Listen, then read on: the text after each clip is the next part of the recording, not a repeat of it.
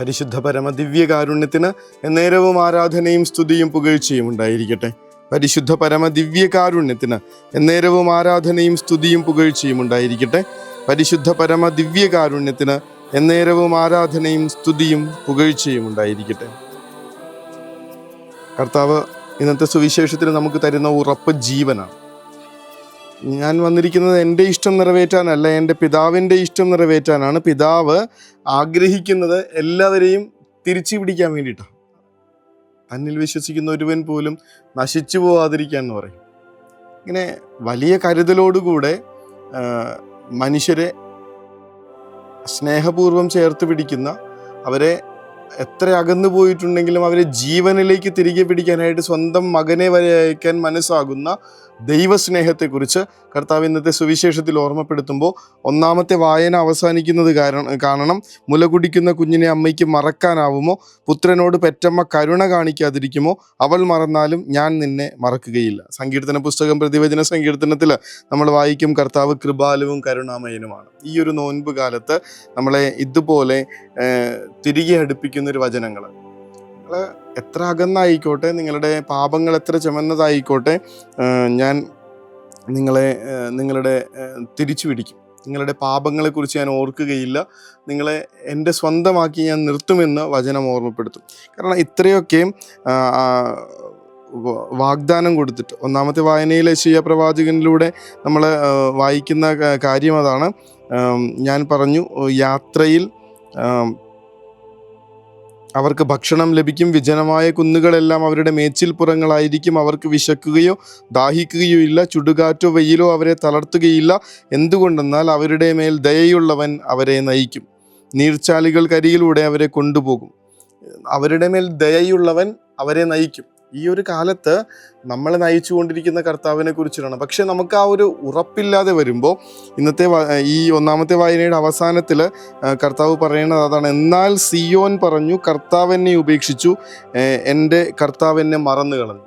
നമ്മുടെ ഒരു മനോഭാവമാണ്, ഞാൻ പാപം ചെയ്താൽ കർത്താവ് എന്നെ മാറ്റി നിർത്തും, എനിക്ക് തെറ്റുകുറ്റങ്ങളുണ്ടെങ്കിൽ കർത്താവ് എന്നെ സ്വീകരിക്കില്ല എന്നൊക്കെയുള്ള ചിന്തയിൽ നിൽക്കുമ്പോൾ കർത്താവ് ചോദിക്കുന്നത്, മുല കുടിക്കുന്ന കുഞ്ഞിനെ അമ്മയ്ക്ക് മറക്കാനാവുമോ? പുത്രനോട് പെറ്റമ്മ കരുണ കാണിക്കാതിരിക്കുമോ?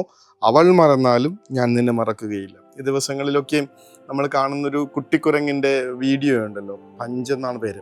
അപ്പോൾ അവനെ അമ്മയാണിങ്ങനെ മാറ്റി നിർത്തുന്നത്. പ്രിയപ്പെട്ടവരെല്ലാവരും കൂടി അവനിങ്ങനെ തല്ലുന്നതും ബഹളം കൂട്ടുന്നതൊക്കെ നമ്മൾ കാണുന്നുണ്ട്. ഒറ്റയ്ക്കാക്കി കളയാണ്.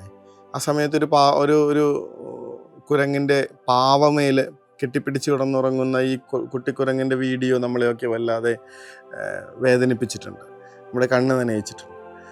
അവിടെ നോക്കണം, മുല കുടിക്കുന്ന കുഞ്ഞിനെ അമ്മയ്ക്ക് മറക്കാനാവുമോ? പുത്രനോട് പെറ്റമ്മ കരുണ കാണിക്കാതിരിക്കുമോ?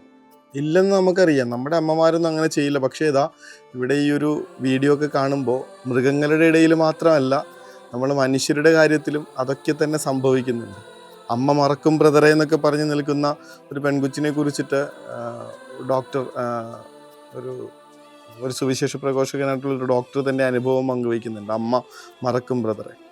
കർത്താവ് പറയുന്ന കാര്യം, അമ്മയ്ക്ക് കുഞ്ഞിനെ മറക്കാൻ പറ്റുമോ? പറ്റില്ലെന്നാണ് നമ്മൾ കരുതുന്നത്. പക്ഷെ ഇനി അവൾ മറന്നാലും there is a possibility. അമ്മ മറന്നാലും ഞാൻ നിന്നെ മറക്കില്ല എന്ന് പറഞ്ഞു നിൽക്കുന്ന തൻ്റെ വലിയ സ്നേഹത്തിലേക്ക് കർത്താവ് നമ്മളെ ക്ഷണിച്ചു കൊണ്ടിരിക്കുന്ന കാലമാണ്. അതുകൊണ്ട് എത്ര തെറ്റിപ്പോയെന്ന് പറഞ്ഞാലും, എത്ര അകന്നു നിൽക്കുന്നെന്ന് പറഞ്ഞാലും, എത്ര പാപത്തിലാണെന്ന് പറഞ്ഞാലും തിരികെ വരാനായിട്ടുള്ള ഒരു സാധ്യതയുണ്ടെന്നുള്ള ഓർമ്മപ്പെടുത്തലാണ്, കാത്തിരിക്കുന്നൊരു ദൈവമുണ്ടെന്നുള്ള വലിയ പ്രത്യാശയുടെ സുവിശേഷമാണ് ഇന്നത്തെ വചനങ്ങൾ നമുക്ക് തന്നെ. കർത്താവെ, കാത്തിരിക്കുന്ന അങ്ങയിലേക്ക്, അമ്മയേക്കാളേറെ സ്നേഹിക്കുന്ന അങ്ങയുടെ സ്നേഹത്തിലേക്ക് തിരികെ വരാൻ ഞങ്ങളെ സഹായിക്കണമേ എന്നുള്ള പ്രാർത്ഥനയോടുകൂടെ അവിടുത്തെ അമ്മ മറന്നാലും മറക്കാത്ത വലിയ സ്നേഹത്തിലെ ആശീർവാദത്തിനായി അവിടുത്തെ കരുണയുടെ മുൻപിൽ പരിശുദ്ധ പരമ ദിവ്യകാരുണ്യമേ, അനന്ത സ്നേഹമേ.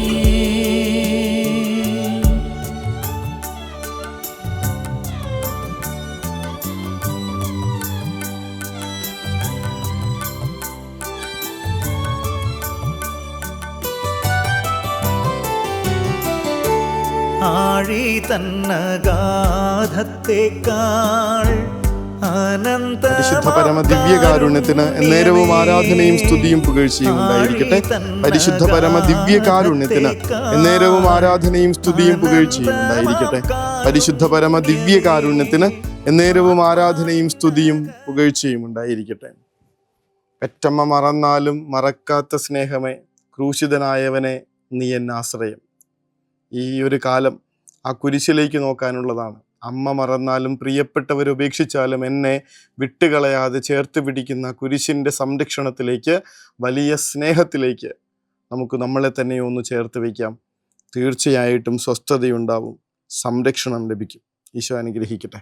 കരുണതൻ കയർ പിടിച്ച് നയിച്ചിടും സ്നേഹമേ, ദിവ്യകാരുണ്യ സ്നേഹമേ, പരിശുദ്ധ സ്നേഹമേ, പരിശുദ്ധ പരമദിവ്യകാരുണ്യമേ, അനന്ത സ്നേഹമേ, പരിശുദ്ധ പരമദിവ്യകാരുണ്യ